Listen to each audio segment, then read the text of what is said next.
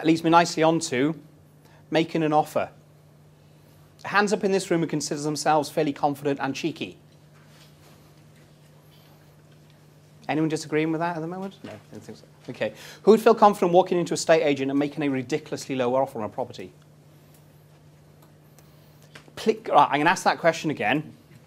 All right? Think about why you're here today on a Saturday morning, when I'm sure you've got much better things to do in. Who, after doing this event, this seminar, this, I don't know, religious phenomenon, would feel more confident walking into estate agents now and making a cheeky offer?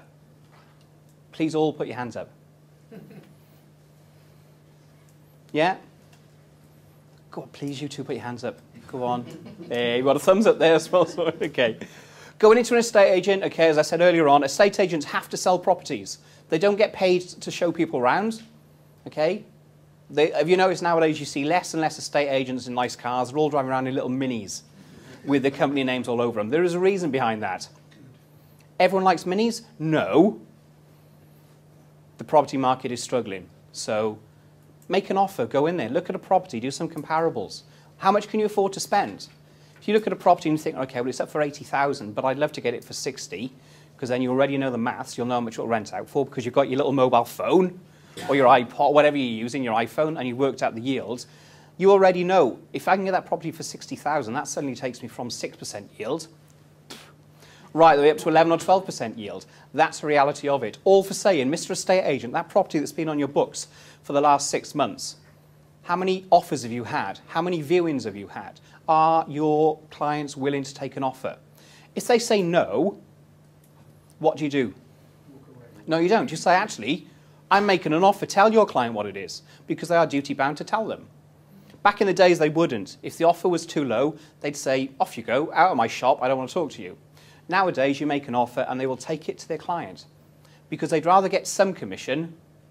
How can you prove that they've actually taken the offer to the client? If they're a good estate agent, this is due diligence, okay? You look at how productive that estate agent is.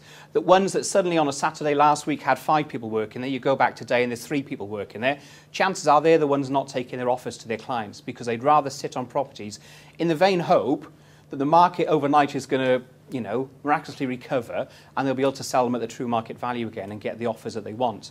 Reality is the ones that understand the marketplace, and the estate agents that we deal with who ring us and say, we've got a property that's sat on our books for ages, please make us an offer so we can take it to our client. And that's, as I said, due diligence. That's what it comes down to. Understanding the good estate agents, the ones who get it, and the ones who don't. I've worked in sales for a long time. If somebody said to me, I'll buy that product off you, but I'll only give you 70%, and it impacts on my commission, if I'm selling 1 a week of those products compared to 10 a week, what do you think I'm going to do? I'll snap their hand off. You know, I'll have pre-signed the contract for them. So that's the reality of it nowadays. If you walk into an estate agent, the ones who get it will take offers to their clients. If the client comes back and laughs, fine, that's when you walk away. But if they come back and actually say, prime example, an estate agent took one of our clients out quite a few months ago to view a property. Husband and wife are there. Husband shows downstairs, the wife shows upstairs. Okay, what do you think was their reason for selling their property? Exactly. So, you know, if somebody goes in with an offer of 25% below market value, and to avoid these two killing each other, they want a quick sale, then they'll take an offer. And that's what type of sale is that called? Motivated. Yeah, or distressed sale. So motivated, distressed, you know, tomato, tomato, exactly the same thing. If a client is motivated because they're in a distressed situation, they will sell their property. Yes, sir?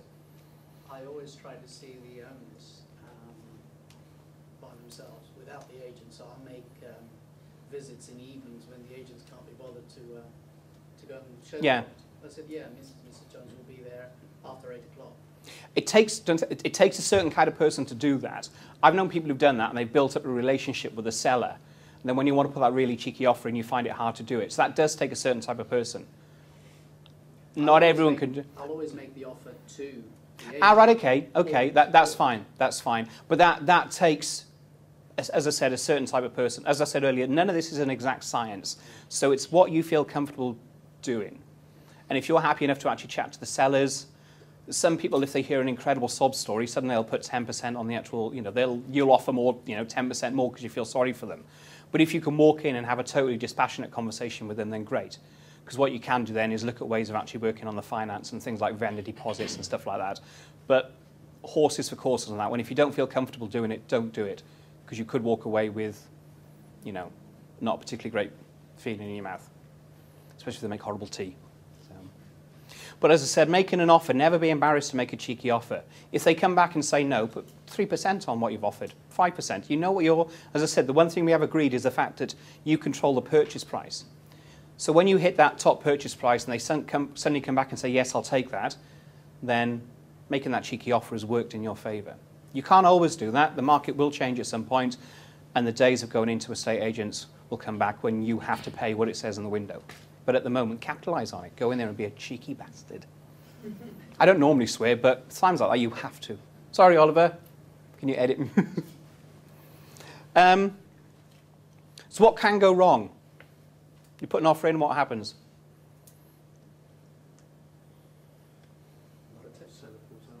Exactly. Yeah. Vendor changes their mind. Off they go. Not going to sell anymore. The couple who were killing themselves last week are suddenly madly in love again, so they're going to stay together for the rest of their lives and bring up 20 kids.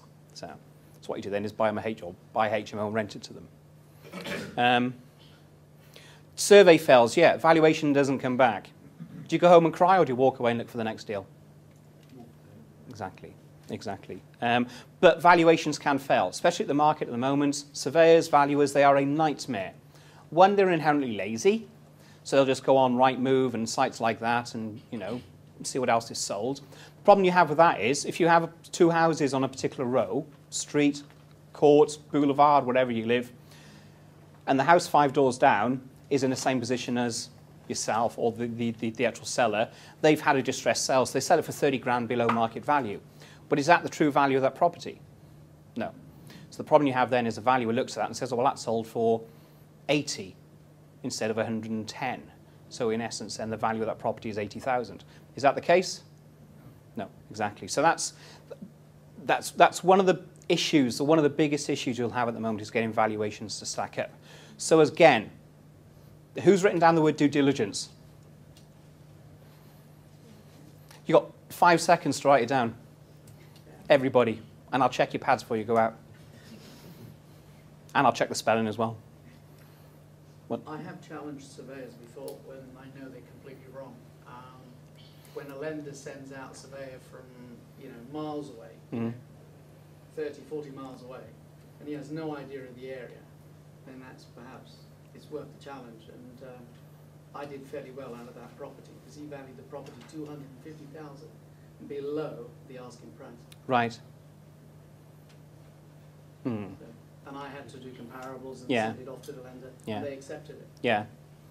That's the thing, as I said, they are lazy. So I mean, if you know, use your time. Who's got an internet connection at home? You know, exactly. Go on Rightmove, go on any website you can think of. There's so many sites out there.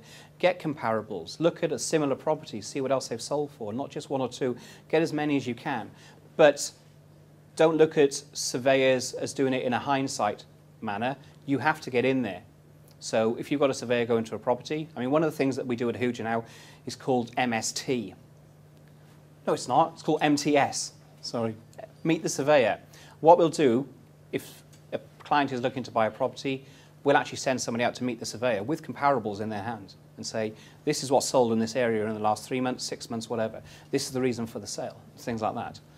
All they're doing is minimizing their liability. If you can say to them, well, actually, this property has sold in this area for 100,000, not the £70,000 valuation you're putting on it, as long as they've got evidence to take back to the lenders, because that's all they're doing, in the same way as anyone does in life, is covering your backside.